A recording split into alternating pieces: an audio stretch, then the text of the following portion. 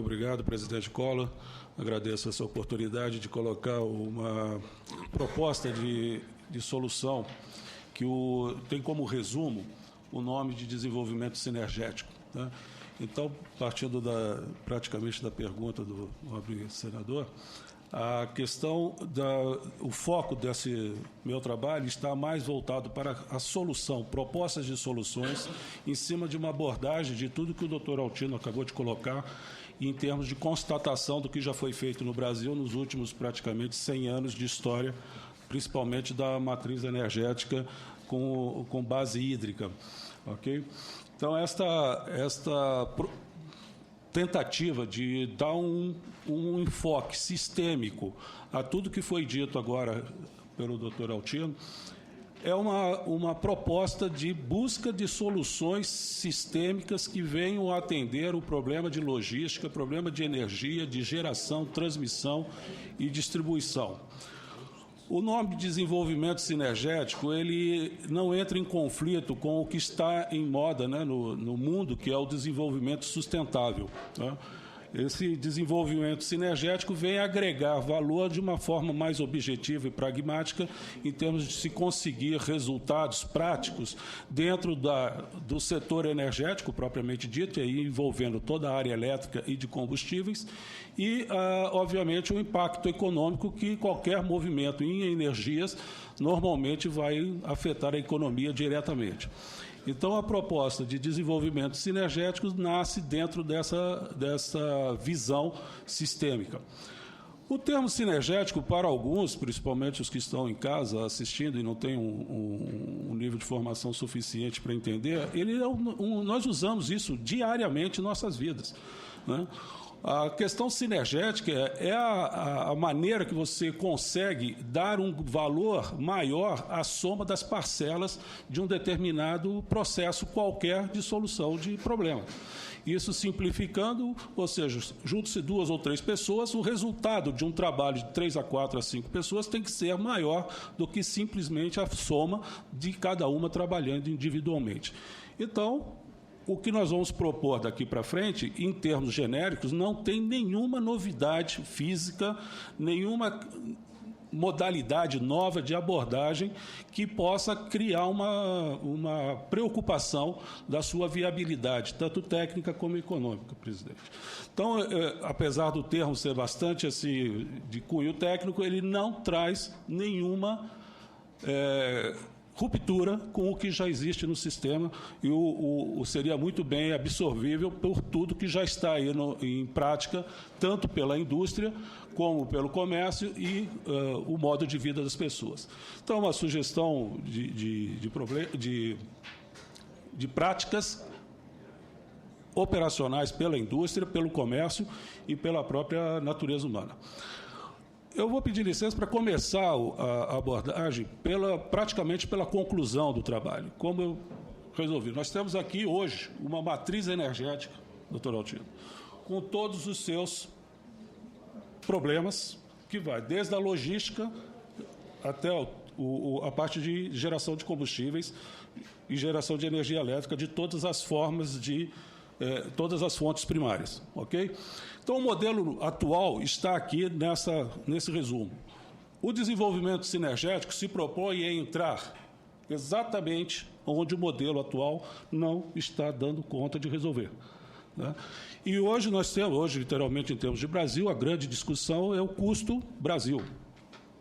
Custo Brasil, que pega também dentro dessa posição de custo, a questão da perda. E existe uma diferença muito grande entre o que é perda e custo. Então, os próximos slides, nós vamos passar algumas coisas que são realmente bastante pesadas em termos de constatação do que está aí acontecendo.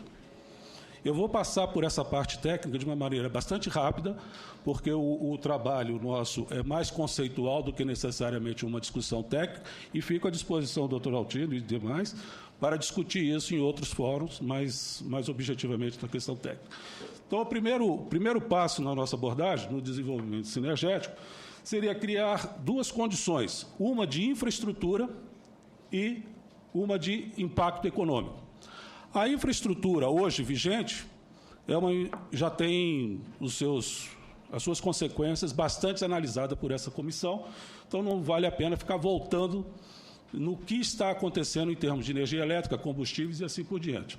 A nossa sugestão seria criar um sistema integrador de geração universal com armazenamento de carga energética. O doutor Altino colocou agora há pouco que o armazenamento na hidrelétrica é uma das maiores vantagens que tem as barragens, né?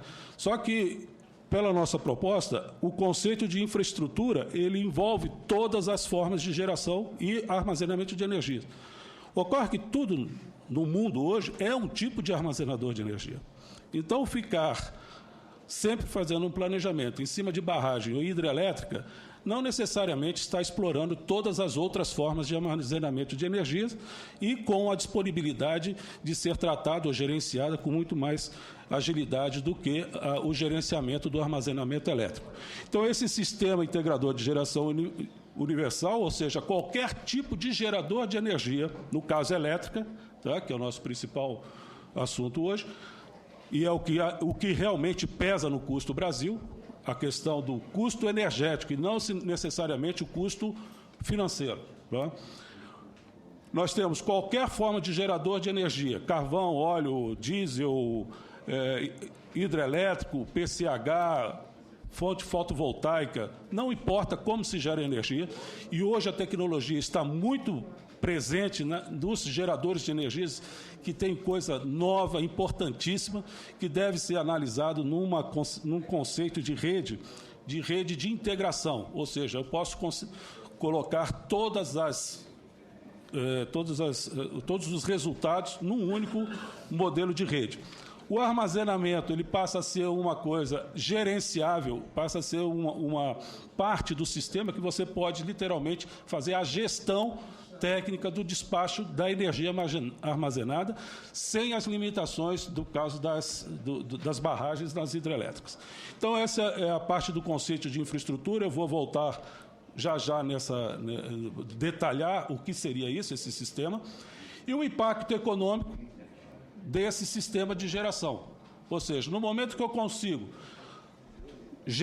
fazer a gestão, a governança dos pacotes de energia, e vão tratar dessa forma, eu consigo dar uma dinâmica à rede que vai impactar na economia de uma maneira muito mais dinâmica. E, obviamente, com os recursos técnicos, nós poderíamos baixar o custo Brasil de uma forma muito significativa. E as duas próximas apresentações, é o que eu falei, são muito pesadas em termos de informações técnicas, não é necessariamente uma fórmula, é simplesmente um roteiro em que resume principalmente o custo energético das duas principais formas de geração de energia que nós temos no Brasil, a hidroeletricidade e a parte de combustíveis. Então, são dois roteiros que procuram colocar numa única apresentação o custo energético de cada uma dessas fontes. No caso, a energia elétrica e a parte de combustíveis. A potência hídrica nominal de uma barragem, vou passar bem rápido isso, porque é para um próximo ponto. Tá? Potência hídrica nominal não é o que sai do transformador da hidrelétrica ou do gerador, é o que é segurado na barragem, a quantidade de água. A eficiência do transformador, a posição da hidrelétrica em relação à linha do Equador. Cosseno Beta chama-se que o sobe e desce na movimentação de volumes de água, que tem um custo energético altíssimo, a quantidade de curvas ou de desvios que se coloca numa adutora ou coisa semelhante, porque a água, no caso da hídrica, água e energia elétrica são exatamente a mesma coisa. A distância que está do ponto de consumo para o ponto de geração, a qualidade do meio que se propaga essa energia.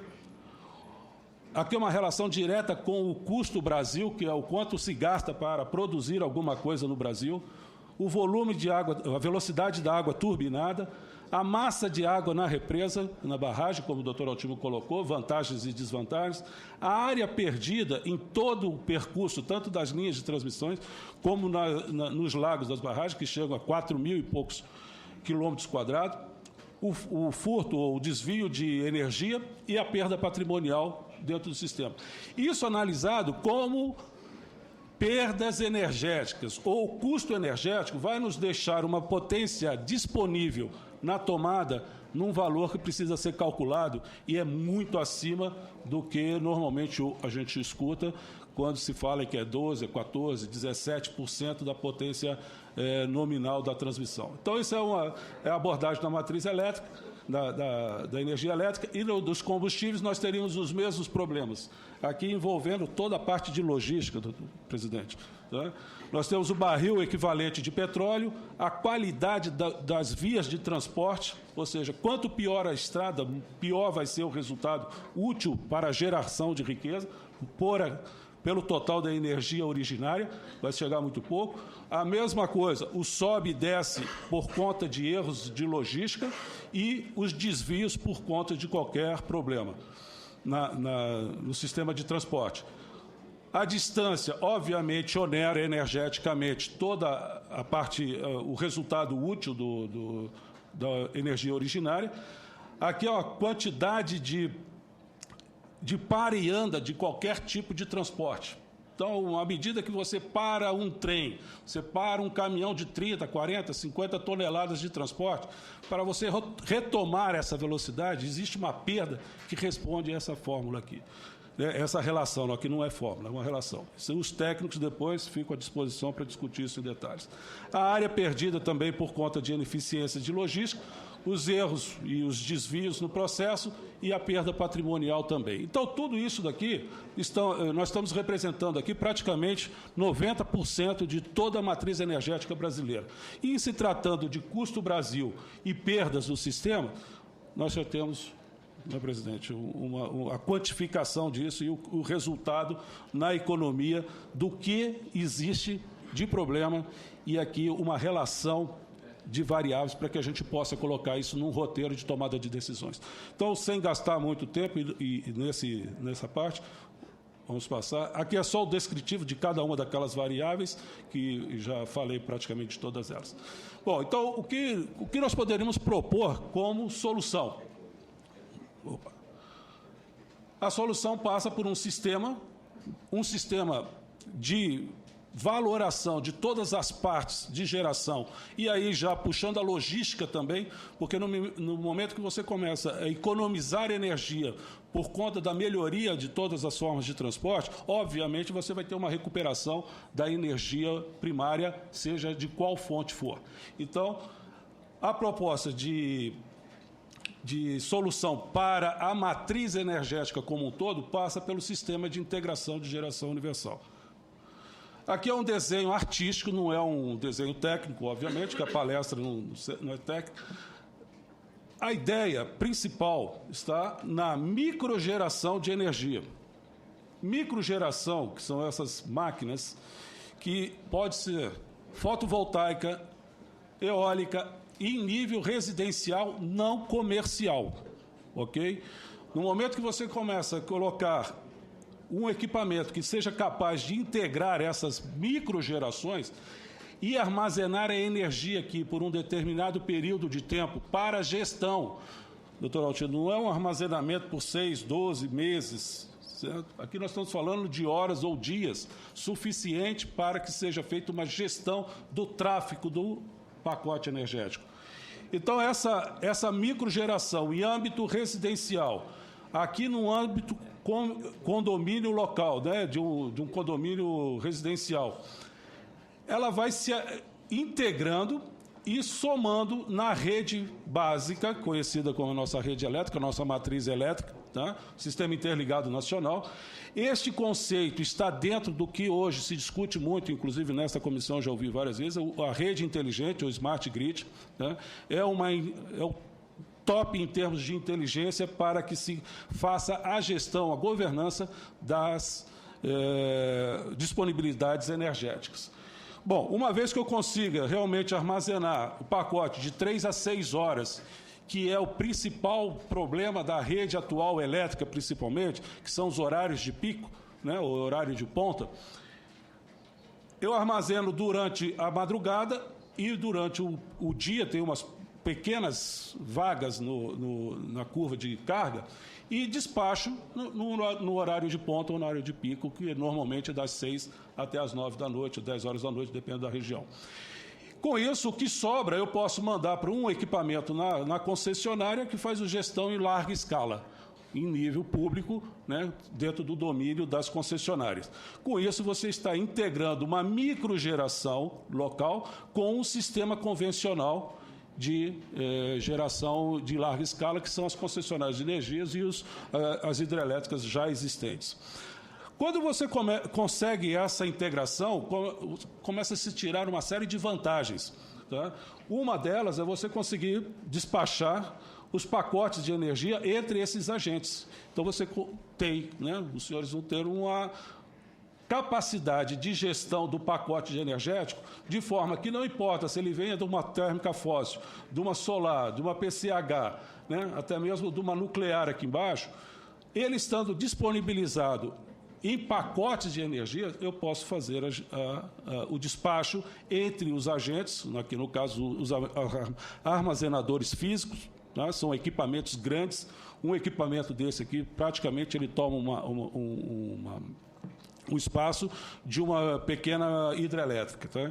Então, são máquinas complexas, sofisticadas. Não existe nada tecnologicamente nessa máquina que não esteja já de domínio público na atual rede de ciência e tecnologia. Então, é só uma questão de agregar ou combinar os equipamentos para que se atinja o objetivo principal. Então, o princípio, gera-se em qualquer escala, armazena-se numa forma de condomínio local e depois numa concessionária, e com isso começa-se a haver, estabelece-se uma forma de gestão e transações energéticas entre os agentes. Obviamente, já deu para perceber que aqui é praticamente o sistema nacional inteiro, onde nós estaríamos aqui na divisa lá com Peru, Tabatinga e região, e aqui nós estaríamos offshore nas praias. Né?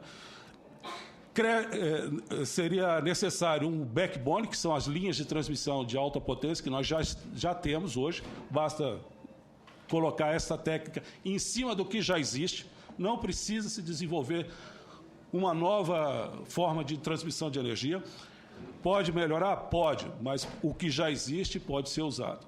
Então, eu consigo transmitir a energia pelo sistema existente e ainda agregar valor ao que com novos equipamentos.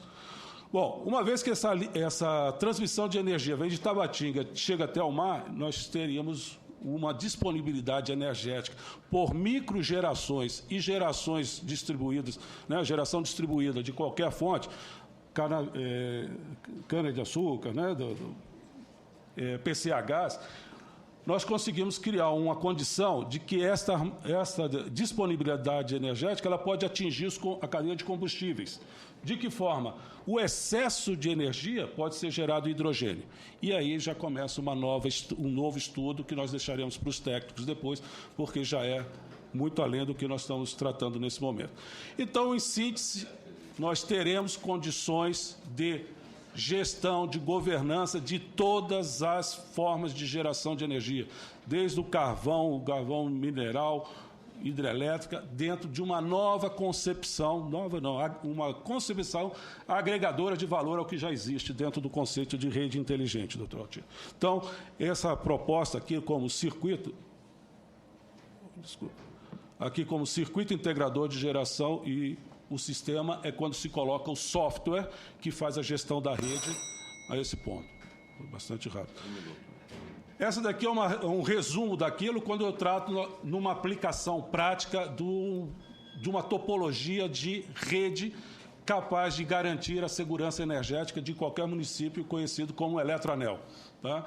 Então, sou capaz de criar um anel num município, numa cidade, e armazenar energia com as microgerações internas e as megagerações externas, e com isso eu crio uma condição de segurança energética para qualquer tipo de município.